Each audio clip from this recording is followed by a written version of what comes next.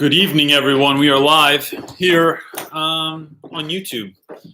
And I don't know what to expect this evening. I think I said this last week. I don't know if people are like full on break or if they're like not even wanting to think about the classroom again. So I'm going to sit here and wait and see who jumps on, and then we'll get started. But there's 4 of you, which is, enough, especially since Leah Pratt's here. How was break?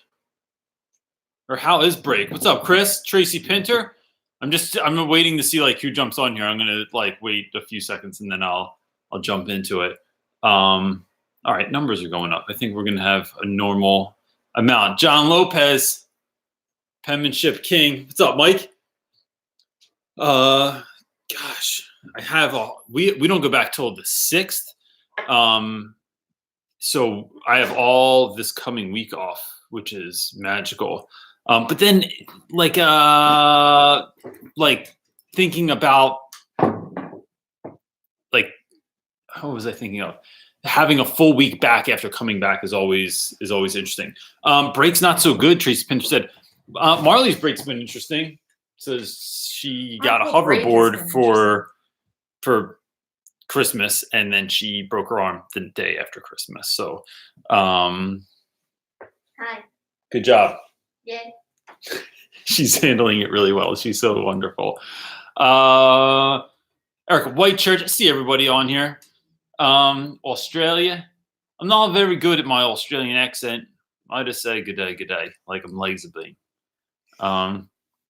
Kafupo, if you don't watch Teaching with Hazy, if you don't watch, there's a YouTube channel called Kafupo Land, which is my friend who teaches, and she's in Australia, and I always do my world's worst Australian accent for her, and she gets upset. Back on the 13th, Brenda Park. Are you in another country? Who goes back on the 13th? That sounds delightful. It sounds insane. Maybe that's like summer break. I don't know.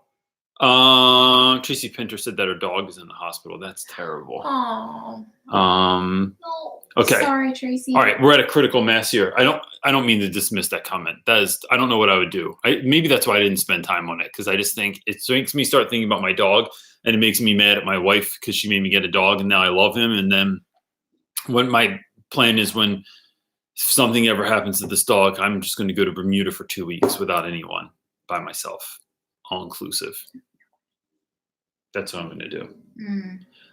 So I'm going to give Jake. There is a question. I'm going to give Jake the notification now. Oh, okay. Sorry. Jake really liked that I called him out in the video last week. He even made an Instagram post. I know. I loved it. It was so cute. So let's do it again. Jake, I hope you and your wife are having a wonderful Christmas break, and you're like 2 young people in love, and it's all magical. And I hope that stays like that forever. So Jake, you can start the podcast now. My name is CJ Reynolds, and I run this channel called Real Rap with Reynolds. And the idea is it's like real talk. But I'm glad we didn't call it Real Talk with Reynolds, because that would have been a good name. No, what's my man's name? My body. I don't know. What's his name? Damn it. I have no idea what you're doing. Tracy Pinter, help me out. My body is telling me yes. What does that have to do with What the hell? Real Talk? Because he's always like, Real Talk. I can't remember his name. I don't know. Oh, well, he had a scandal. Anyway, that was a great intro. Yeah, for you. Wait, everybody else, I'm imagining everyone else gets R. it. Kelly? R. Kelly, yeah. My body's Way to telling go, me Tracy. So anyway, R. Kelly he just made a lot of things weird. Anyway, so I do this thing on Sunday nights with all the gang here on the side, and we talk about education and try and help people out, because Sunday is the most terrifying day of the week for educators. And so like anything that we can do to sort of help out, this is like the free session to be able to do that. So look, if this isn't enough or this isn't conducive to you, it's 5 p.m. every Sunday Eastern time. But it also gets turned into a podcast by our friend Jake, and he turns that into a podcast, and then it's up there for you by the time that you're driving to work on Monday morning. There's also a classic episode that comes out every Friday of like interviews I've done in years past with some of the greats in the YouTube world and beyond, and that are attached to education. Also, this is like prime season, like your school's starting to think about PD for the year. If you're interested in this, I can come to your school. I can also mentor you if you just go to my website, realrapwithreynolds.com, and sign up for a mentorship thing there. And there's a book coming out. It's coming out end of March, beginning April, something like that. Boy isn't always on point with my stuff I need to get done. Yes. Anything else? No, that's it. All right, let's jump into questions. So I wasted enough time. I would say, let's say, Brooke is asking, first time asking a question. Well, Brooke, I would like to honor your first time. I wish I had glitter on my hand, but it's hard, right? There's tons of people that watch every week and don't ask a question, I know. and that's fine. But thanks for asking a question. What tips would you give parents for considering homeschooling? Brooke, let's talk about homeschooling real quick. Homeschooling to me has literally been the best decision that we've ever made as parents, except for, well, no. Right? Other than having them, the decision to have them. Decision to have kids was a good decision. Yeah. I'm 95% happy that we did that. But then homeschooling has just alleviated an enormous amount of headache from depressed kids, just plain sad kids, kids that were anxious, kids that, like, my son was stuck in a room that was probably, I'd say 12 by 12. I'm going to give him 15 by 15 on a good day. All cinder blocks, harsh fluorescent lights, no smartboard, no technology, no projector, no posters on the walls. It was just a bunch of desks in a circle, 5, 6 kids in that first year. Yeah. Teacher didn't know what dyslexia was, even though we struggle with dyslexia. Like, even though she's a special ed teacher. Yeah, like all, and not to her fault. Like, she was like, I don't know why they keep doing this to me. They keep putting me in these little rooms, all the kids that need to know extra stuff and like, or need extra help, and like, they don't train me to do it. It's a nightmare. So like, we decided that we could probably do a better job, and this year has been the best. What do you have to say about that? Because I go to work every day. I was going to say, I feel like this is better suited for me. I would say tips for parents considering homeschooling. I just think it's always a good decision. Homeschooling is, like you said, has been life-changing for us in really positive ways of mental health.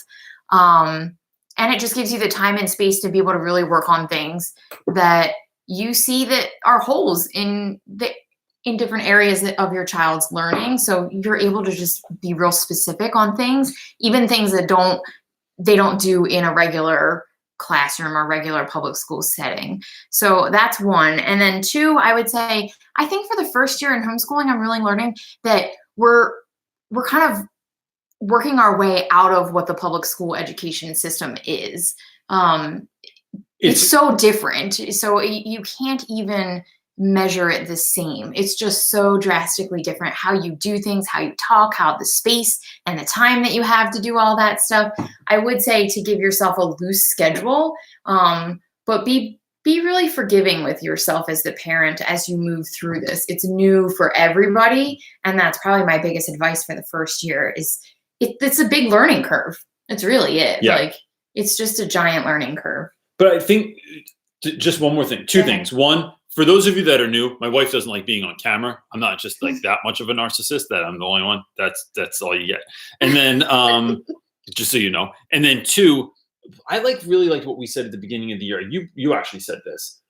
Homeschooling this year was going to be about rekindling a love of learning to our children. That's not connected to like tests and all this other stuff. It's just about like wanting to learn and like helping them navigate their own learning while you sort of like supplementing that or showing them where they would find information or connecting puzzle pieces, helping them to do that. Like that was what this year was about. And it's been really awesome. So yeah, cool. That was a long answer. Sorry. You know. Oh, and I was answering a question, so I did not look. Kids deserve it. You know what I mean? The words of Adam Welcome. You could be the one for kid. Oh, I'm going to go into this rabbit hole. Helena is saying, "Happy holidays, Reynolds and family." Thanks. Hi. Thank you. I don't know.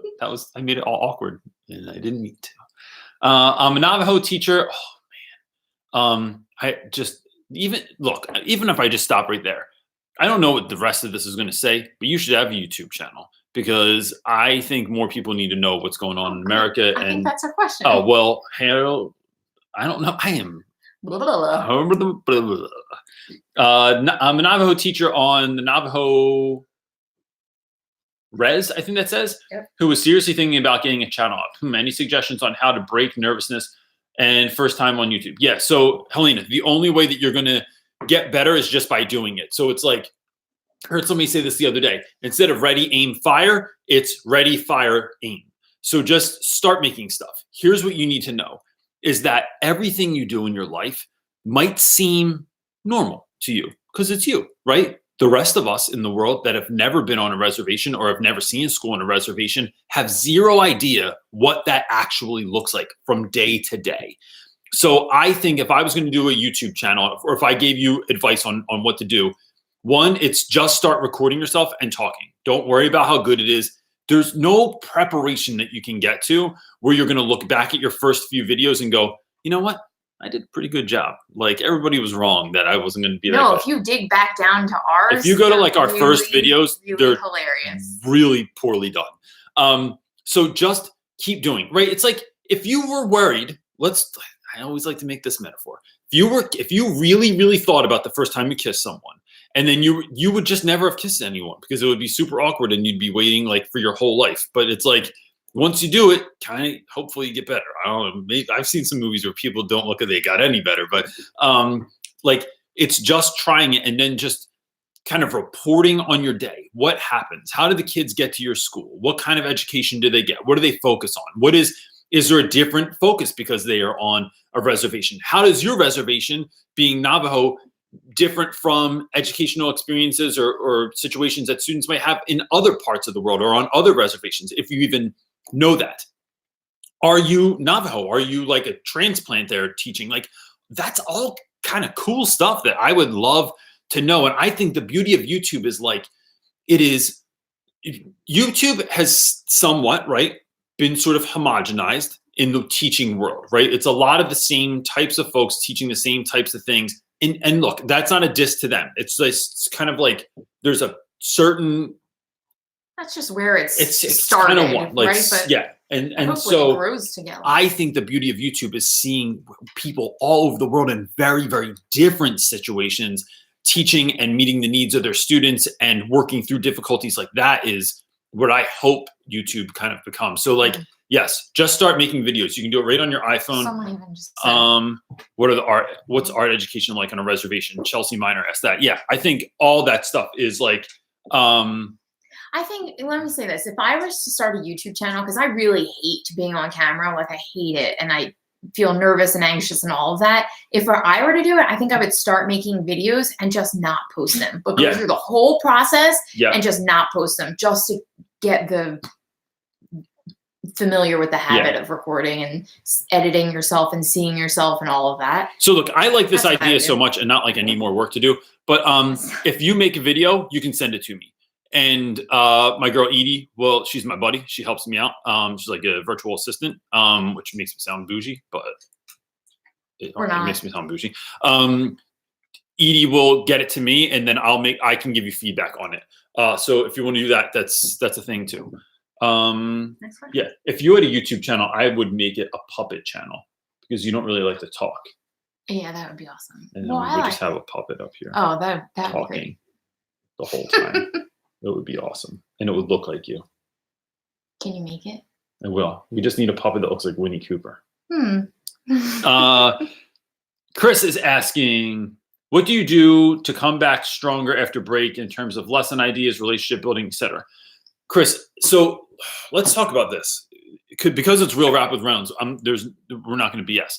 I've had a very difficult break. I get really, and I don't mind if my kids hear this, but they need the whole context. But my daughter's watching Aristocats with headphones on right now. I get really depressed around like Christmas because this year it was the first Christmas without my father-in-law, who usually is waiting outside of my house in his truck at 5 o'clock in the morning or knocking on the door, even if my kids don't wake up till 8. It was my first Christmas. My grandmother died on Christmas Eve of last year. Both my parents are dead. No grandparents are alive. Like it's a time of year where like Yeah, that's the first thing I brought up. Like it's kind of like reminds you of what you don't have, even though I put an enormous amount of effort into remembering what I do have. It is this like, it can be this very dark time of year for me. Plus, it freaking gets dark out. It's miserable. It's like cold and raining tonight. Like I gotta run in this shit later. It's just like that kind of stuff. Now, the funny part is, and I don't know how this happens, but like New Year's is one of my favorite times of the year because it is figuring out how you are going to make the most out of this next year. And so I do a lot of planning. I have a lot of lists. I'm sitting here writing stuff down today, like all the stuff that I did this year, all the stuff that worked, all the stuff that didn't. What are we going to do next year? How are we going to grow into this year? It's like these are all my like lists of stuff that I was making all day, pages and pages of lists and drawings and stuff. So I think it is thinking about this. Two things are what I'm thinking about. One, what would my class look like if it was the best for the remainder of the year? So what would I look like? What would my classroom physically look like? What would my students be doing if it was the best year ever? Those sorts of things, and then start trying to plan some of that out. Look, to be great only means moving the needle a little bit, right? So like, Tim Ferriss wrote this book called The 4-Hour Chef. And in the book, there's something about like, you can even just look up the beginning of it on Amazon. It's probably in the first beginning part. He said there's only 4 things that most chefs need to do to become like in the top 10% of any person's house that you ever ate over or any meal that you've ever had. And it's like, taste your food as you go, use salt sparingly, use fresh roasted garlic. There's like 4 like little things that he says. And I've done research on this over the years. And it turns out that yes, like just moving the needle a little bit, like what if you're 1% better tomorrow with any given thing? What would that look like? 1%. That's it, dude. That's like doing a pull-up instead of like thinking, I gotta go to the gym, hit the weights. It's New Year's. It's like, now what if I just do like a pull-up a day? Like that's it. So that's what I would do is like try and think of like what your year would actually look like if it was the best.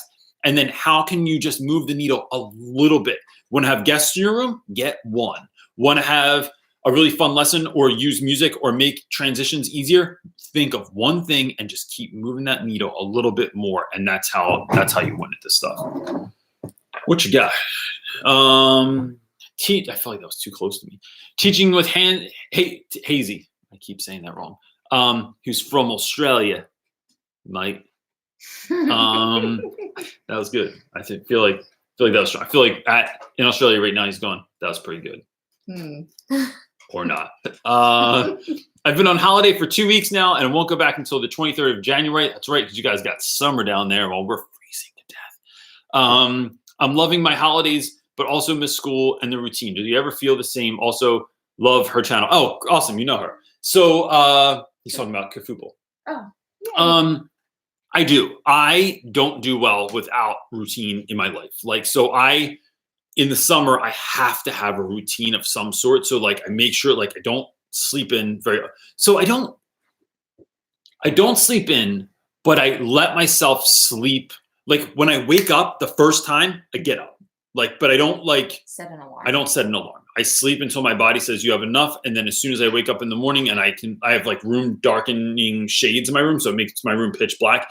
If they're outlined in any light at all, I know that's time to get up and I just get out of bed. Like I don't think about it. I don't lay there for another minute. I don't set it a snooze or anything like that. I just jump out of bed. I come downstairs and I do the same thing every morning generally, which is like pray and meditate and exercise and all this stuff. Like it's the same thing every day. Which funny enough, I thought it was funny that in the book, so in the book that I'm putting out in March or April is that they wanted to know like my whole daily routine. Like, how do I like? Yeah, that was one of the edits that came back. Was like I mentioned further into it. I mentioned like a little bit of my morning routine. They were like, no, you gotta write this whole thing out. So now it went from being like a half a page to like a 10-page portion of the book or something like that. So yeah, I try to like make sure that I'm doing stuff. And here's one of my new experiments for the beginning of for this year is James Altucher, who has a web or a podcast called The James Altucher Show, says that the beginning part of his day, so from like whenever he starts working till about noon, is all creative work, right? He doesn't do any business emails. He doesn't do anything like logistics wise. It is a time for writing, for creating, for thinking, for coming up with ideas. And the afternoon is like emails, business stuff, like that kind of thing. And so I've been thinking about that and how that's such a fun way to launch yourself into the rest of the day. So that's what I'm thinking about in terms of this year too. But yeah, but I love schedules. Like they just make me a better person. Julie is asking, do you mentor people in the UK? I sure do. I mentored someone in Australia once, and she was fantastic. And I forget where else. Has anyone else been out of the country? I don't remember. Yeah, so just go onto the website and no, Acuity's not working on our website oh, right okay. now. It'll be working you tomorrow. Can email me and we can figure something out. If you email me, I will work with your schedule and make sure that I can fit something in. So like you tell me what works for you and we will make something work. How do Donna is asking, sometimes I just love people's stuff, their pictures and their names. Last year you had a loss of life of a student. We just found out one of our teachers was murdered 3 days ago. Other than giving students space to talk, any suggestions? Gosh, that is so. The thing with and sorry for the downer. Nope, that's why it's called Real Rap with Reynolds and not Sunshine and Rainbows with Reynolds. I think when someone's and this is like, I'm not a therapist. I don't play one on the internet. I only know from my own experience, right? The trouble with someone getting murdered, aside from as if there's one thing, right? I'm not trying to say that. What I'm trying to say is if a teacher was sick, if a student was sick, and there was this sort of progression, and then they passed away, I feel like there's a process that goes along with that. Having someone murdered is like they were here and then they're not. And it wasn't a heart attack. It wasn't something that was like an accident. It was like this violent thing. I think that in my experience has added layers of confusion and anger to students, like violent anger to students that you don't normally see when otherwise, right? Because it wasn't like they're in a better place now. It was like it's sudden, any sudden, whether so it's a heart attack or not. When Saeed, was hard. Yeah, but that was it was. I'm not dismissing that. I'm saying they're different in some way. Where I remember when students came back in. So here's one of the things. When my students came back in this time, and Saeed had been, so my student was murdered along with his 6-year-old brother and his parents. And allegedly by family member. So I don't know if I have to say that or not, but because I don't think the trial's done. But I remember one of my students sitting next to me and he was crying and he goes, I just don't understand, Mr. Reynolds. And I thought this time, like gang violence, kids getting caught up in the streets, like that doesn't make sense. But it's like that there's certain things that happen in that when you're wrapped up in that life. When someone in Saeed's case, it was like, I just remember holding my student and telling him this one doesn't make sense. That is the wrong question to ask because there's no answer to it. And it's only going to lead you to more heartbreak and frustration. It's I think if I was dealing with that, I don't know that there's more than listening and giving kids space to talk. But here's the kicker, that this is the part that no one likes to talk about. It takes longer than we are comfortable with to deal with this. It never really ends. And so when my mom died, when I was 20, I just turned 22, I remember thinking I wish I could just fall asleep and wake up in 10 years and this hurt would be gone. And I'd gladly give a decade up of my life to not have to feel this pain. And then I remember the 10-year anniversary. I was like, damn, that was about the amount of time that it took. And so if you're thinking about students, if you're thinking about other teachers, I would make the priority you. How are you filling yourself up, finding peace, giving yourself space, so that you can show up the best version of yourself. That's the best thing that you can do for anyone, because most people are just going to wear themselves out and then crumble.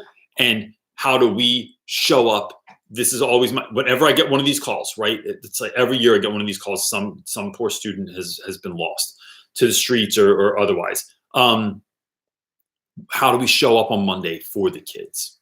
The best way to do that is by spending time with my family, exercising, praying, meditating, writing, getting my anger and frustration out about it so that I can show up the best way for the kids. And so that's what I would say to do. If there's anything I can do for that, I'm not really sure, besides that advice, like what I could do. But if you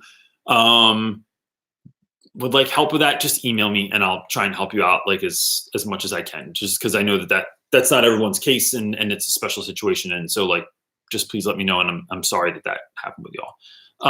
And so this is always the weird transition into the next question, but like, I'm going to just bookend that, because it's a hard thing to transfer out of. Chris Chong is asking, what do you usually do for self-care? Okay. That's actually a pretty good transition question. So it depends.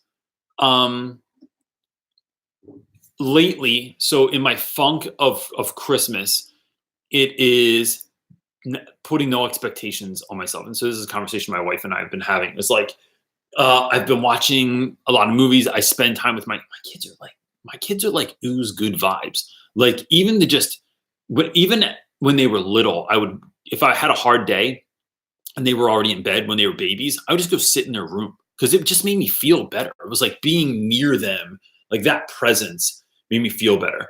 For me, being a part of a church on Sundays is a really big deal. It is praying and meditating, all the stuff I always talk about. Like in the morning, it is exercising, even though it is the thing I don't want to do the most. The way I do that, I get myself pissed off about having to exercise. I get mad that I have to run outside in the rain. And then through that aggravation, it like pushes me out there. And then I finish and I go, all right, did it. Like, it's like, it doesn't even have to be real angry. It's just like, get yourself pissed off about it a little bit and then go do it. And then that changes your physiology and it helps. Something that made me feel good we watched this week was the new Kevin Hart like documentary series that's on Netflix, or watching shows that are funny. I think Marvelous Mrs. Maisel is like one of the best shows that's come out, and that just always makes me feel better if I can laugh. And for me, it's really hanging out with friends. Hanging out with people that breathe life into me is really good all the time. And watching stand-up comics. You like those? I do like, or I've really been liking Hot Ones. It's this this YouTube channel called Hot Ones, or the series is called Hot Ones, and it's like people that eat hot wings, and it's all celebrities that eat super, super, super hot. It's so funny, and it's really funny. Yeah.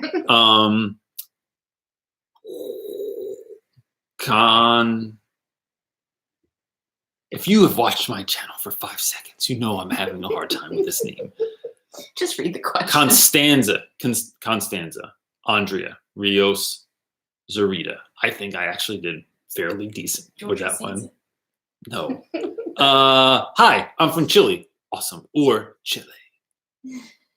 But I'm from New Jersey, so we just say Chile. I'm in my last year of university. I'm going to be an English teacher. Can you recommend me books or articles that you think will help me better prepare for my first year of teaching? Yes. So my list is not normal. My top, so I read business books, and I find that business books help me more than regular stuff. I would say teacher books, the only 2 teacher books I would recommend are anything by Rafe Esquith. That's R-A-F-E, Esquith. And so if you go to any of my YouTube videos, underneath there's like an Amazon list, and you can list to my Amazon list of all the crap that I think is, I don't know, that I've mentioned in videos, and all of his books are in there.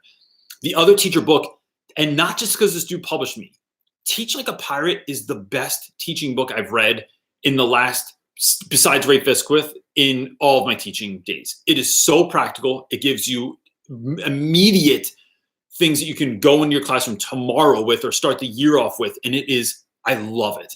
And it's really funny because my book some of my ideas are so similar to Dave Burgess's ideas in Teach Like a Pirate that I'll literally highlight them and I come home and I'm like, dude, we laugh about them. We laugh because it's like he's saying the same thing that I do. And I never read his book. I knew nothing about him. You can't really find much about him on YouTube or anything like that. So that's my other book. I think Tattoos on the Heart by Father Gregory Boyle is another must-have for teachers.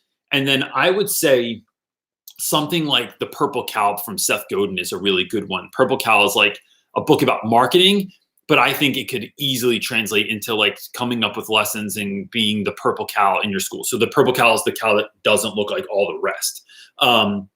Or you could just listen to a whole bunch of like interviews with Seth Godin. Like if you go listen to his interview with Tim Ferriss, it's a really wonderful one, and that will help you to be a better teacher as well.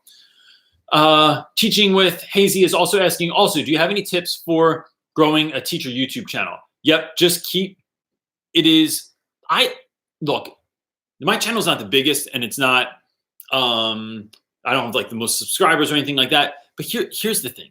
And I'm not challenging anyone else. I don't really know. The thing that I love is that the numbers don't matter. It is making connections with people and meeting a need. I think that is how you grow anything. And I can't really tell you that right now. All I know is that in 5-10 years, when my trajectory for like, I have an idea, right? This is not all for nothing. Like I'm trying to build something here. And so if this idea that I have works, I will be able to say that every single thing that I did was like, I'll be able to say like that I was right. This is the right way. I think it's through connections. I think it's just like teaching. How do you build a great class? By listening to your students, teaching through a lens that they care about, and making what you're talking about meaningful and making it about the kids. That's it. Building a YouTube channel is listening to your audience, making content that actually matters to them through the lens of something they actually care about, and then making it all about them. That's what it is. It can't be all about the educator. And so that's what I think it is. And that's what I try to do with my YouTube channel. So that's what I would say. Did you have another one or just skip? Got it. Cool. Faith Randolph. I love that name, Faith. Congratulations to your parents, unless you named yourself, and then congratulations to you.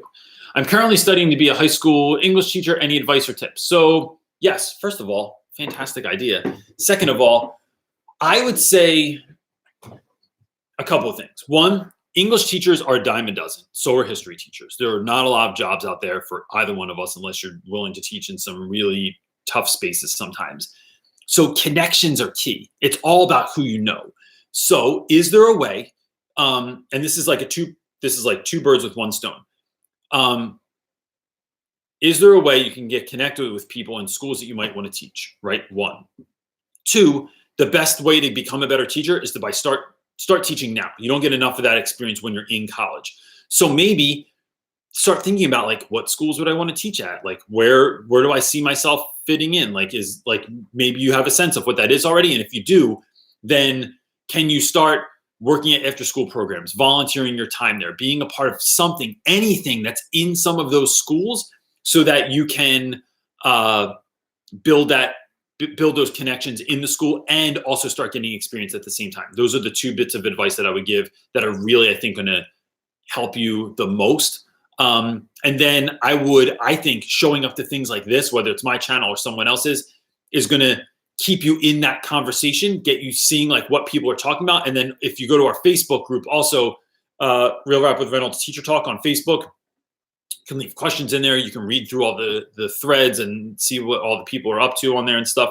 And so that's what I would work on. That's what I would get connected in now. Because then you're going to have those folks kind of in your back pocket to ask questions to, and already have some of those connections that you've built online with people, so that when you have a hard day or you have a question or you have a kid that needs something and you're not sure how to meet that need, you have people to go to. And that's what it's all about. And also, congratulations and good luck. It's going to be awesome. Emery B is asking you, do you have any tips to convey an assertive demeanor as a teacher? Look, for as goofy as I am, right? Like my Christmas presents from my wife included a boxing glove that extends from a stick that you can use to punch kids with. And you have to know the right kids punch. Like Muppet is a fair shot. DJ Dirty Kev hugs. Like you gotta know your audience, right? Don't just go around always bopping kids with a boxing glove. And a table tennis thing that like just clamps on the end of any table. So we're going to put on one of the stand-up desks. Right now we use painter's tape, and that just looks sad and meaningless. It says paddles, mini We paddles, got the whole and game. palms. It's all. Like It's 100% all when we go back to school. So even though I'm doing all this weird, fun stuff all the time, you have to have a level of seriousness. And I think that comes from consistency. I think that comes from building relationships with students so they know what you're about and they know that what you're saying. So what you're saying carries weight, and that takes time. And I think never, ever, ever, under any circumstances, backing down. Once you show weakness, you can get it back. Like you can get your strength back. You can get your whatever it is that you lost back. It's not like Harry Wong says like, that's one of the things I think Harry Wong does wrong is he says, like, if you lose that first week of school, if you don't set the standard, then you're screwed. And I just don't think that's true. I think you can mess pretty much anything up in your life, like, and come back from it. And so, yeah, I'm a big believer in redemption because I think it's actually practical and it actually exists. So try to be assertive. Like, if you say, I will not talk while you're talking, then you cannot do it under any circumstances, right? But be mindful. Is what you're saying worth it? Are you making kids listen for too long? Like there's other practical implications as to like, but when teachers say, I'm not going to talk over you, but then they want to lecture for 30 minutes to a bunch of special education students or kids that have ADHD or kids that are too young and don't have the capacity to sit there for 30, 20, 15 minutes at a time, then maybe figure something out there, like reevaluate that situation. But if you're asking for, when I go, yo, I need your attention for 20 seconds in 3, 2, 1, all right, 20 seconds on the clock, and then I run it down, anybody can pay attention for 20 seconds. You know why? Because everybody can hold their breath for 20 seconds. So hold your breath, everybody, for 20 seconds, and kids start passing out. I know I went a little bit too long. So that's what I would do. Don't really make your kids pass out. That's a bad idea. But I think never backing down from a student. Don't have a power struggle, right? But like it is about sticking to what you say. And then that builds consistency, and then kids are going to know. That's why kids go from loving me in the beginning of the year. I'm everyone's favorite teacher on the first day of school. Then everyone hates me about 1 to 2 weeks in because they realize I wasn't going to take makeup they hate work. you all the way up until break, and then they usually come back loving you. They really do, because then they find out that grades are due and all of that. Yeah, because I'm consistent, and when I say there's no makeup work, when I say I don't take late work, when I say I wasn't playing that thing was due on this date, and I don't because you have kids that go, how can I? You tell them. I have a kid when they go, bro. This is what they say, bro. How can you give me a 0 for that? I was asleep. Of course I didn't do it. Is that you really say that? But that's a real thing, huh? Like you really think that way? Or I was suspended. Like, don't I get extra time? Nah, bro, you got suspended for fighting. Like, and you have email. Like, let's communicate through that. Like, you didn't just get 2 days off to play video games. So, but when I tell them, when I can stop and say, can we have a conversation about this? Let me re-explain why I do what I do. That changes everything because my words now have weight because I'm consistent and I've built relationships with students. And so I win, and that's how I do that. Same person. Emery is asking, as a teacher, I feel like I'm spending too much time grading. Are there any tips to be more efficient? Yep. So 1, get students to grade your stuff for you. 2, if you have multiple choice anything, get an online app like ZipGrade. I'm not affiliated with them in any way, shape, or form. There's a whole bunch of different ones out there, and you just scan your papers. And 3, don't grade everything, or like know what you're grading for. So like even if I grade an essay, I know there's like 5 things I'm looking for on there, right? I don't grade every single thing on there. I'm looking for 5 main things that we're working through this time. And then that helps. Rubrics really help. So you can just like circle point values and circle like in the rubric what they missed. And so that helps, and it gives kids a visual to go along with what they are looking at. And remember, you don't have to grade everything. Every once in a while, chuck something. It's not a big deal. Like the kids still learned or didn't learn, but like it is not worth your time. It's better to go in feeling free than bogged down by tons of stuff. So like be mindful that not every single thing needs to be graded. Sometimes grading for completion, grading whether or not you actually did it is like good enough. And kids are still learning. So don't like turn everything into grades.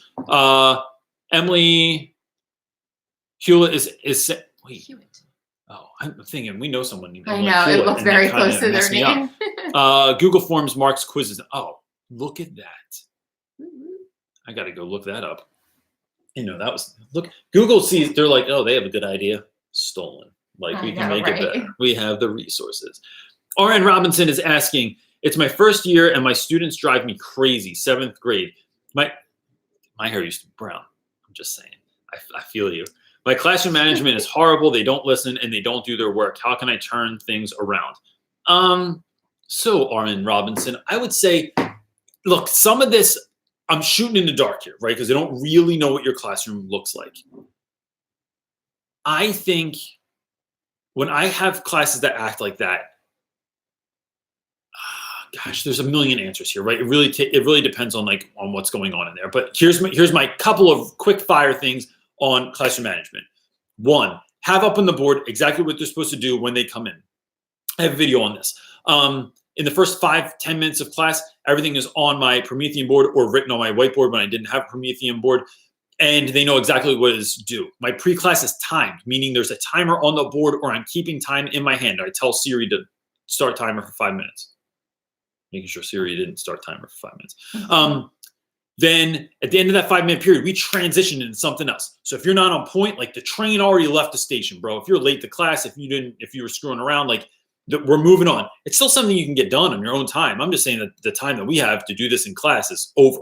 So you now have to make that up on your own time. And that seems reasonable to me. If there's some kids that are lagging, or if it's going really well and everyone's really writing or doing what they're supposed to be doing, you see the class needs a little bit of extra time, give it to them. But by and large, 5 minutes, we're out. We transition into the next thing.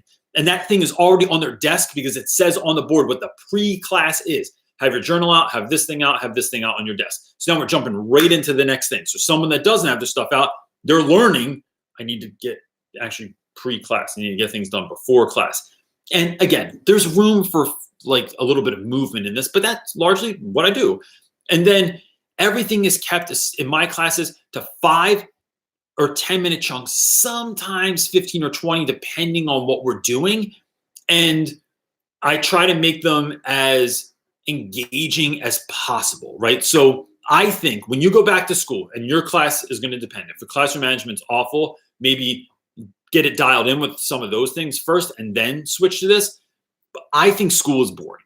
And I think the more we can make school less boring, the more engagement we get from students. But when we do that, I have some classes that don't want to do it. They don't want to do the cool thing. They don't want to go so I have ideas for Lord of the Flies that I wrote down just the other day that were what if most of my students have never sat around a campfire? Is it legal for me to start a fire on the side of the building, a controlled fire, of course, and make s'mores or something like that?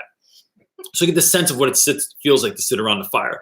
What would it feel like to build a fort, right? So if we took a half a period or a period and we went outside with sticks and twine and tried to fashion a fort so that when they're talking about making forts and my guys are dogging them in class for not being able to do this, could they do it? Could we start a fire with a magnifying glass? Yes. When I'm talking about the Globe Theater, which is the first set of notes I'm going to do when I go back, can we actually go to the school stage and talk about this is what Shakespeare stage would have looked like in the Globe Theater? And can I set this up so that they get some sense of what it might have felt like to be on stage in front of people with all the lights on, because there wasn't special lighting because it was during the day? Where's the best place to say to deliver these notes, to deliver this lesson, to build engagement in the school? So how are we moving around and doing things a little bit differently so that it creates more engagement? So I just think thinking about stuff like that is going to help. And also, I'm going to say 2 things. 1, the kids that are the worst in your class, is there a way that you can take time to build relationships with them, even though they drive you frigging crazy? Can you have cereal with them one day? Can you eat lunch with them one day? Can you hold them after class and just talk to them about what's going on in their life and ask them questions about themselves? That's going to build a relationship, right? And how many kids in your class are actually doing well or would do well if you focused on them? We have a tendency as human beings, I know it, I can get hundreds, literally hundreds of kind messages on every YouTube video that I have. Then there's always one person that has to have some evil message that's like, you're not a good teacher at all. You actually kind of suck. I think you're racist. And or whatever else, that kind of madness that they say, right? That is the one thing that I'm like, oh, it's like the arrow in my heart. I could have had, it's the one thing out of hundreds of kind things. It's like the one sour comment that I get hurts me. We have a tendency to do that in our classrooms as well, I think. We look at the 2, 3, 4, 5 kids that are being a nightmare, and we forget about the 20 kids that are like, would actually go with you on any kind of thing. So how can you kind of start identifying those students and teaching to them more and helping them more, and not just focusing on like the 4 kids that are being the biggest discipline issue in class? That's my quick answer. That wasn't so quick, but it was kind of quick. But yes. Okay. Bailey is asking, how do you get over feeling extreme guilt over not working more during break? Bailey, I'm giving you permission to do no things over break. Like, don't work more. Because look, here's the thing. By working, the way you get stronger in anything, right? So if you're working out and you want to get gunned up, right? So one of my ideas, I have this new idea, and I'm going to make a video about it, but I'll let you know here. I ran for 365 days in a row. Now I'm in like day 380 something, but that's going to end. I think on the day 400, I'm going to stop my streak. I'm still going to run, but I'm just not going to run every day. My new thing that I'm going to do every single day is, this doesn't really work into what I'm doing, but I'll tell you anyway. It's called 10-10-10, I'm calling it, which is 10 pull-ups, 10 push-ups, 10 sit-ups every day. That's it. If I want to do 11 push-ups, or like I literally, I'm so weak, I can't do one. I can do one pull-up, 1.5, I think. But I don't like that. Like, I used to be able to do like many, I won't give you a number, but many more pull-ups than that. Many. So the reason I'm setting the bar so low is because then it's actually achievable. But when you work out in general, like if you're gunning it at the gym, like Jake, the podcast guy, then you need days with breaks in there. Otherwise, your body doesn't recover, right? So you need to be mindful of that. So when you are on break, that's why I don't give kids work over break, because I want you to be on break. Go download Disney Plus and watch all the Mandalorian episodes, and then watch all the Doctor Strange, all the Marvel movies. But I think the other thing you can be doing is, what is this? What do you want in your life? How am I going to be a better person? Not just a better teacher, a better person this year. Keep creating a vision, yes, for this year, and then having a sense of what you're going for in your own life, like mental, physical, spiritual. Like, what kind of goals do you want to hit? Zig Ziglar said, if you don't have a goal, you'll hit it every time, right? Is that what he said? Yeah. Something along those lines. If you don't have a goal, you will hit it every time, right? So like the idea is, if you don't plan, you're just wandering. Like if you don't have a, yeah. Well, I just think if teachers, like you don't even need to have a huge analogy. If you don't plan for your day, it doesn't go well as a teacher, yeah. Right? Even for homeschool, if I have nothing planned and I try and like wing it, man, it sucks. No, so what have I been doing on my phone instead of going on social media? Can you share that with everyone? Oh, you've been on Pinterest. I go on Pinterest. He's been pinning one away. of the only dudes I know that has Pinterest. Wait, are you account. pinning on Real Rap with Reynolds? No, on my private one. Oh. Yeah, I do have Real Rap with Reynolds Pinterest also, but like it is just creating. I have a folder called ideas, and I just like put all of my ideas in there of all the fun stuff that I'm thinking about, to try and get me thinking about, well, what do I want for my life this year? Like I'm only going to be 43 once. How do I maximize my year this year? So I come up with all these crazy ideas of stuff that I want to do. And then I just start really planning them out. And so instead of working, I'm thinking about like, I want to drive cross country this summer, because 21 years ago this summer, I drove cross country by myself in my dilapidated van. And so my daughter and I are thinking about doing that this summer, and like buying like an old Volkswagen bus, because we're dirty hippies. We're not and buying like, one. We're renting one. We're going to rent something. Buy a bus. And then drive across the country. And then like, what would that look like? And where would we stop? And like that stuff makes you excited about school. Because then I think creativity is a muscle. And when you start like exercising that muscle, it starts popping up in all different places in your life. Joy is a muscle. And so when you live in joy and you're using that muscle all the time, it starts popping up in other places in your life. And so I just think that that's a good way to use your break, is as a break, but a break to get excited about a whole lot of other stuff. And then that's going to bleed over into your school year, which is a weird metaphor to say. But next question. Mr. McGarva Music. I'm pretending his last name's Music. Wouldn't that be awesome? It would be awesome. Mr. Music. Come here, please. Oh, no, that was so dumb. Anyway, hi, I recently started. What happens in that brain of yours? I just want to see the visuals. I don't know. It's like my brain's drunk, even though I haven't had a drink. Stop it. I've recently started private tuition and have a very uninterested pupil. Tutoring, maybe. Very uninterested pupil who has clearly been forced into it. Really demotivates me as I want the best for him. How do I improve this? So, Mr. McGarva, are you teaching music? What are you teaching? Because I think that would help too. I heard one time, so I know I've had two different drum instructors in my life. One was my uncle, who was awesome, and I learned how to play drums from him. I probably was in 8th grade is when I started. I was also in the band since I was in 4th grade, and I had a jazz instructor. My uncle was the best, and this is why.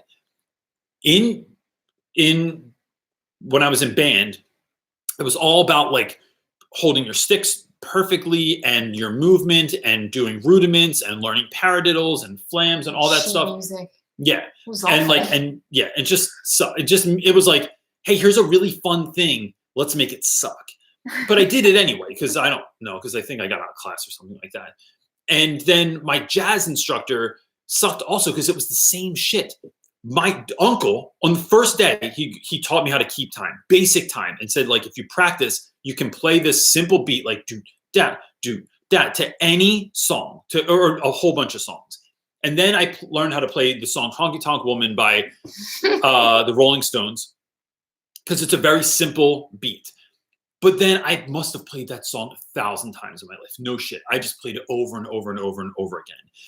And that made me want to play drums. The two other instructors never made me want to play drums in my off time. Then that's when I started banging on everything. I would bang on ladders and tabletops and with spoons, and I still drum all the time everywhere. It drives people crazy because I'm not even thinking about it.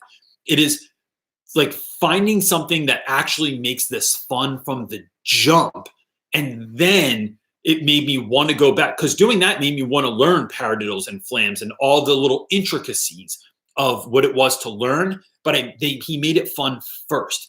Or learning like a song like on drums, like Back in Black by AC/DC is like so simple, but like you're playing that beat along with the music just makes you feel like a badass right away. So what can you do to make that kid feel like a badass right away, and then pull all the other crap into it? Because then that stuff actually becomes useful, right? Finesse becomes useful, tone, volume, all that stuff becomes important later, but you got to hook them in first with whatever you're doing. And so Bobby McFerrin actually talked about this. He's the guy that made the song Don't Worry, Be Happy. He's also one of the most fascinating human beings ever. He said if he had to teach a kid to play piano, he would just show them fun little things on there to just like, how can we like kind of play drums on these keys? Or how can we just do this little thing? And like, you're playing, just play this little simple thing. And then I'm going to play this over top of it. And look, you're like playing music right now with these little rudimentary things. And I think that is the way you hook kids in, is by showing them, want to see something badass? Watch this. And that would be the same if you were learning magic, if you were learning woodworking, if you were learning reading, if you're anything, right? Like, I think that's your MO. It's like everything for you is fun. Like CJ loves to turn everything into fun. I do. But no matter what you're doing. I think that's in my DNA though. And so what I want to do is like show folks that like they are capable of that too, even if they don't know that they are. So how can you take this little thing? I'm not trying to discount what you just said, by the way. I don't think but like, how can you take this one little thing and like make it bad? Like, how can the next lesson you teach for the first 5 minutes be badass, and then go, all right, let's break that down. Let me break this down what this is for you. So yeah. You kind of already answered that. I don't know if you want to. I can try real quick. Jaeger is asking, how do you not get drowned in grading? I feel like I'm always having grading to do every weekend and in breaks. So I would say that, one, I made a video about this. So if you go onto my YouTube channel, you can search people's YouTube channels by going to the top. There's like a little magnifying glass, and it'll just search my channel, put in grading, and it'll give you like my 5 tips for grading or something like that. But I really think it comes down to minimizing what you're grading for and remembering that you don't have to grade everything, right? So I just answered this question, which is why I'm giving you the short answer. But it's how do you, like, don't grade everything, or don't grade everything on every paper. Like sometimes I grade out of 4 points for a particular assignment, and 4 means you did everything. 3 means you did a pretty good job. Like it's worth like a passing grade, but it wasn't awesome. 2 is you did about half the assignment, and 1 is you barely did anything, but it shows that like a 0 is you didn't do anything. So if you did 1 question, I give you a 1, and that just shows that you didn't do it. So I just think it's like making simple decisions like that. Kids are still learning. You're still going over the content. I'm still checking for understanding, all that stuff, but I just don't think that grades are the be all end all in students learning. It's feedback. It's constant feedback and pushing back and pushing them that's actually helping them to learn. It's not just the grades all the time. So that's what I remember. There's easy to find because there's multiple. Like she goes down here, or he or she. So they all go together. It's like a little bit. Okay. So I'm never going to get your name right. I apologize in advance. Hekios 888 is saying, any tips for a student who can't behave? They just can't self-regulate. I've tried reasoning, detention, putting them in the hall, sending them to admin, calling home. Nothing changes the behavior. It's 9th grade student. Hold on, this is a multi. Wait, was that it? Oh no, it's incredibly disruptive. You can feel the other student's frustration. He doesn't have an identification, and the counselors have been resistant. He isn't rude, but he can't stop himself speaking out. I've been teaching for 14 years, and I've never had a student like this. That was it. Thanks. Okay. So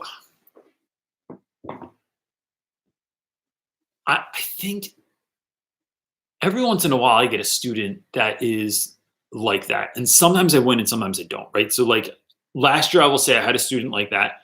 And I really just had the worst time because it was like they were in a class that I did not have the time to allocate to them that would have helped in any particular situation. And it literally took like 3/4 of the year to figure out what was the best case scenario for this kid. So one was everything had to be very structured. Everything was, you need to know exactly what you need to do when you come in and exactly where you need to be and when you need to be there by and what is acceptable and what's not, right? That was like, it had to be black and white on that end of it. Then it was about learning, trying and failing a bunch of different things to figure out what helps you learn. So you can't pick your own groups. These are the people that you're going to work with if you're going to work with someone. You also have the opportunity to work by yourself. Hands-on was the best. So one day, gave this kid Legos, and we were building a project in class, and my man we didn't hear him for 3 days. It was the weirdest thing because I don't know why I'm whispering right now, probably for dramatic effect. But he didn't say anything unless he needed something, like he couldn't find a particular part or he needed a certain size Lego. And so, but he just sat there at his desk and like meticulously worked on this. And we're like, dude, we need to have way more projects in class, or at least an option for this child to create something, because that is where it honed in. But like games and getting out of the classroom and doing activities out of your seat were a nightmare, but creating something was his jam. So it's about figuring out what that kid does, what works. And then I think sitting them down in a not angry way and saying, bro, look, I'm gonna be honest with you, you're a little bit different than most of the kids I teach every day. And I think it's wonderful because I think being weird is the best. But, maybe I use weird. I use weird because I can get away with that, but I don't suggest everybody use weird. What do we need to do to help you find success? Because what I'm imagining is that kid's not only a problem in your class, they're probably a problem in everyone's class. But what you're going to do that's going to be different than probably most of the teachers is say, how do we figure out a way for you to rule, so that when your mom does, and so like if I think of another kid that I had, it was like you get in trouble in every single class, you're always in trouble in the hallway, you're always out of uniform, you're always late to class. Your mom gets multiple phone calls every single day. She's going to start losing her hair soon. You're going to make your mom go bald because you're driving her crazy with all these phone calls. How do we help you to be successful in class? Like what can I do? If you could do anything, you still have to come, you still have to learn. How do we make it better for you? And that was a way better conversation, because that kid, he didn't even know how to answer that, right? Because no one had actually asked him before. The follow-up to that is, especially if they have a hard time with that, is what teachers have been the best in your school career, right? So like what's made someone wonderful and why? What's made someone the worst and why? And I don't need to know names. I just need to know tactics, tips, and tricks. I'm looking for commonalities that both work and don't work with you. The other thing is call home, but not to complain. I call home and say, what do you wish as the teacher I knew about your child? Like what works for them? What doesn't work for them? What ways of disciplining work at home and what doesn't work at home? What's worked in school and what hasn't worked in school? My guess is most teachers or most parents have never been asked that question before. And so just that, like as a parent, would warm my heart so much towards that teacher that I would want to do anything to help them out, because it's like, damn, you're asking me? Like, because the parent knows more than you do. Like, we think we know more about kids than the parents do, and sometimes we do, but largely we don't. That they've had that child for all these years. They've had that kid since you started teaching. They've had that child, and so what insight can they give you? And then that starts the ball rolling of showing this kid, like, yo, you see, I'm working. See, we're working on something. I'm caring about you, but I can only let you get away with so much. Otherwise, you're out, right? Or we have to take some other measure. The only other two things I'm thinking about is, can you sit with your ninth grade team of all the teachers that teach that child and come up with a plan for him, right? That's unofficial, right? So if they don't have like an IEP or a 504 or something like that, what unofficial plan can you come up with? And two, is there any teacher in the school that's having success with that child, and why or how are they having success? And then have admit, yo, I'm not having a good go with this student. I'm admitting that, and I need help. What are you doing that I can implement in my class that will help that student? And you might get some good feedback for that too. So that's what I would do for that. Calypso Lily is saying, question about destruction of property. Oh, dude, have I been dealing with that this year? I have students who eat erasers off pencils, doodling on desks and books. Any tips? I would say, I would say eating erasers on pencils is disgusting. And just remind kids, one time a dog ate a Lego minifig and he pooped it out and it still had the sword in its hand. And that was pretty impressive. So maybe talk about how that's disgusting and bad for your body. Yes. The other thing is, I've started thinking about, look, kids draw on my desks a lot this year, and this is a new thing, or they draw on my wall. They'll just sit there and draw on my wall. One is, if stuff's drawn on, they're going to draw on it, right? So if someone started, someone else is going to finish it. It's that old broken glass theory, right? If there's a car with a broken window, then chances are the car is going to get vandalized. But if it doesn't, if there's no cars with broken, like if you go to a neighborhood with no trash on the ground, people tend to not throw trash on the ground. If you go to a neighborhood with trash all over the ground, you kind of don't think twice, because it's like, who cares? There's already crap all over the place. Could kids draw on your desks? Could they draw on something else? Could you have something that they could doodle on? Could they have covers on the books? Don't give them pencils anymore. Like if they want to eat their eraser off their pencil, then make sure that they bring in pencils. Or I thought about doing this, but I didn't feel like having this many pencils sharpened. You can buy miniature golf pencils and you get a ton of them for like very little money on Amazon. And they're just those short pencils and they don't have an eraser, because bro, don't even make a mistake then. So that's a thought. Or having a conversation. One of the conversations I have with my students is like, they don't always realize that all the things in my room I've made of my own volition, and like I've done it myself. So it's like, bro, can we just listen for a second? So when you're messing up my books, when you're writing on my desks, when you are carving things into my wall, I want you to know that I made everything in here, from the tree to the flying books to the bookshelves. I've purchased a number of books on my own. I've made all the standing desks on my own, in my shed, in my own spare time for you. And now you're carving your name into it, right? And so sometimes just that simple admission of like, or reminder of like where this stuff, it didn't magically come out of nowhere. It is me or the kind people that have given me stuff. So I've gotten a lot of stuff from people through YouTube, or I've gotten stuff from people through Donors Choose or something like that. Just reminding students really helps them sometimes to stop doing that. It's about having that conversation and saying like, look, if I was at your house, like, and I start carving my name into your dining room table, would your mom get pissed? Yeah, because it's a diss. So stop dissing me. Like, do that stuff in math class or something like that. And that's what I always tell them to do stuff in. And then my friend, Mr. Rufo, who teaches math, doesn't really like that, but it's funny for me. So that's what I would try doing. Maisha is asking, excuse me, Maisha, how would you deal with the overload of emails, especially around progress reports and report card time? I don't communicate with them during any other time outside of Remind post weekly.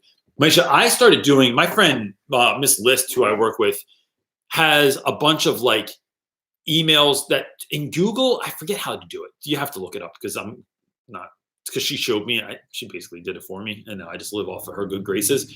You can set up templates. And so like if a kid gets a detention, we are the warriors at our school. So it says something simple like, good evening, so-and-so, and then you fill in the blank. Your warrior, so I don't even have to go and write the kid's name, has been given a detention on this date for this infraction. And then I just plug in the infraction and the date, and that's it. Your warrior did not complete their homework, or their grade looks this way because of this, and this. And there's like there's only so many things that you can say, right? It's like they didn't do homework, they don't retake tests and quizzes, they fail tests and quizzes, they don't participate, they're late to class all the time, they never come prepared. Like there's only a handful of things that really lead to kids not doing well.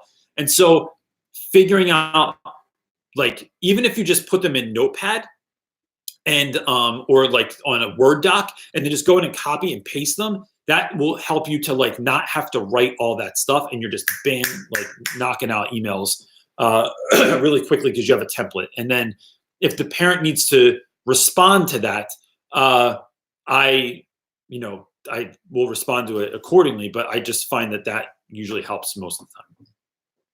Nice question. I'm waiting for that to turn the wine. I don't think it's happening tonight.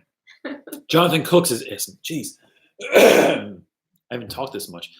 When we returned to school on Monday, we were supposed to start a positive reinforcement movement. Reward students for good behaviors by giving them points. What's a good way to do this? I think I like public announcements of good stuff. So Kayla and I were actually talking about this. That's my co-teacher, about acknowledging students that have been doing good stuff by giving them. They sell like medals at the dollar store near me, so giving those out for different things.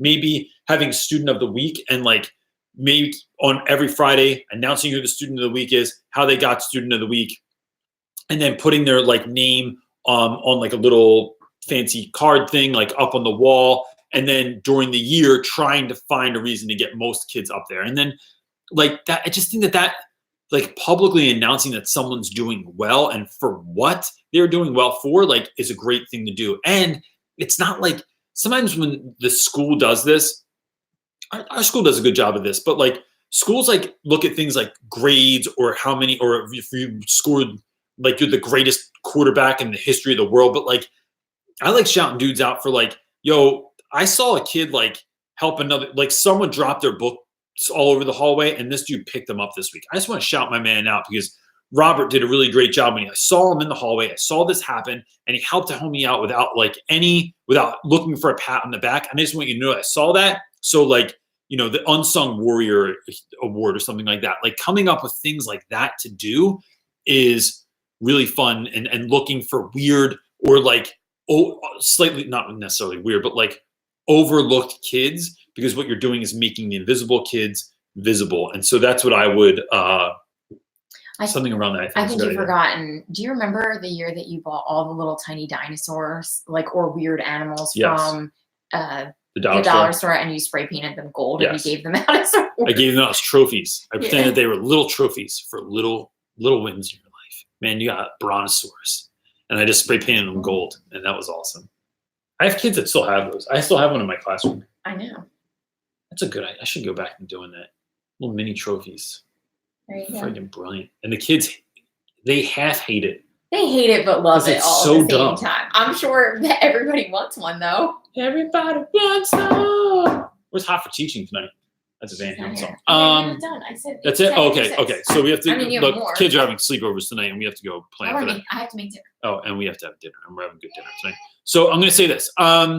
If this is not enough, if you still have questions, if you are still freaking out about tomorrow, the Facebook group is the best place to go. I swear. Real Rap with Reynolds Teacher Talk is a really great space where you are going to get the help that you need from all the teachers that are just like you, because people like us do stuff like this. There is, if I can help you in any way and you want to sign up for mentoring, you think that that would benefit you going on in the year, you can go to my website, realrapwithreynolds.com, sign up for stuff there, or just shoot me an email and I can help you get connected with that.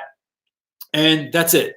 Gang, look, I love the second half of the year. I know that people get freaked out and they don't like going back after winter break because it's like you've been off and you're afraid the kids are just going to be a nightmare. A nightmare is the second, like teach like the end is near, right? Like you are, the end of the school year is in sight, even though it feels a million miles away. Teach like the end is near, and teach like you're going to get new kids next year anyway. So just try stuff. It is the only way that you're actually going to grow and be able to try something new. And it can just be the tiniest thing. Playing a little bit of music over your pre-class. Doing a award at the end of the week. Having lunch with a particular student. Shouting someone out that is flying under the radar. Like looking for those little things that you can do. And maybe make a list of like, here's a bunch of little stuff that I can do. I'm going to just try implementing this. And then those wins will end up creating joy in your classroom and in your school, and it's going to be awesome. And look for the good things. Like you have to actually look for them. You can't just expect them to show up because then they don't show up otherwise. Like you have to like look for the goodness and practice that gratefulness aspect of that. So that's it, gang. I hope you have a great week back. And for those of you that are still on break, chill and don't beat yourself up about it. It's a good thing. And Happy New Year, gang. We'll see you next week. Peace. Awkward ending where I hit all the stuff, and then we're going to make a montage of this one day.